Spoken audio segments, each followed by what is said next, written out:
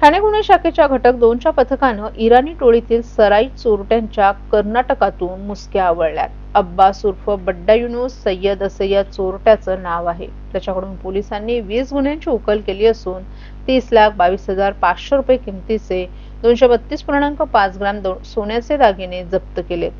अब्बास हा सराईत चोरटा असून त्याच्या विरोधात नारपोलीत 4, भिवंडीत 1, शिवाजीनगरमध्ये 3, उल्हासनगरमध्ये 1, विठ्ठलवाडी 1, मुंब्र्यामध्ये 2, वर्तकनगरमध्ये 2, कापूरबावडी येथे 4 तर चितळसर येथे 2 गुन्हे दाखल आहेत.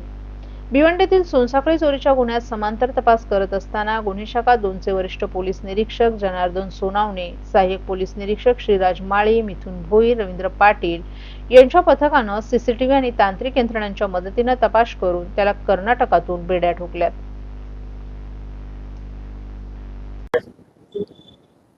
नारपोली पोलीस ठाणे येथे सोनसाखळी चोरी चेन स्नॅचिंगचा गुन्हा दाखल होता.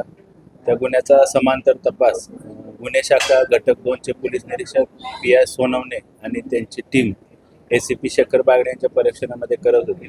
त्यामध्ये अब्बास उर्फ बड्डा युनूस सय्यद राहणार आंबेवली कल्याण ठाणे हा आरोपी निष्पन्न झाला. त्याला PSI पाटील गुन्हे शाखा घटक 2 आणि त्याच्या टीमने बिदर कर्नाटक येथून ताब्यात घेतलं.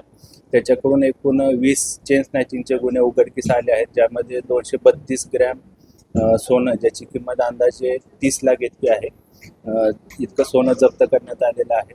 सदर आरोपीला आज भिवंडी शहर पोलीस ठाण्याच्या गुन्ह्यामध्ये रिमांडमध्ये घेतलेलं आहे. त्याला आज मान्य न्यायालयामध्ये आम्ही हजर करून पुढील रिमांड घेणार आहोत. कशी होती तुझी पोलीस? हा आरोपी हा खडकपाडा पोलीस स्टेशन येथे दाखल होता मोक्याचा गुन्हा. त्या मोक्याच्या गुन्ह्यामध्ये ह्या आरोपीने आणि त्याच्या साथीदारांनी पोलिसांवर हल्ला केला होता. त्या अनुषंगाने मोका दाखल होता. या मोक्याच्या गुन्ह्यामध्ये तो फरार होता 2023 पासून. त्यानंतर देखील त्याने ठाणे पोलीस आयुक्तालयाच्या क्षेत्रामध्ये विविध प्रकारचे चेन स्नॅचिंगचे गुन्हे केले होते आणि त्याच्यावर यापूर्वी देखील काही चेन स्नॅचिंगचे देखील गुन्हे दाखल आहेत. सर, यामध्ये अजून काही आरोपी साधारण निष्पन्न होतील का येत्या काळात, आणि कशा प्रकारे तपास सुरू आणि कशा प्रकारे जे आहे चोरी करायचं, म्हणजे बाईक वाटणा केली जायची, घरातला दरपोडी करून केली जायची?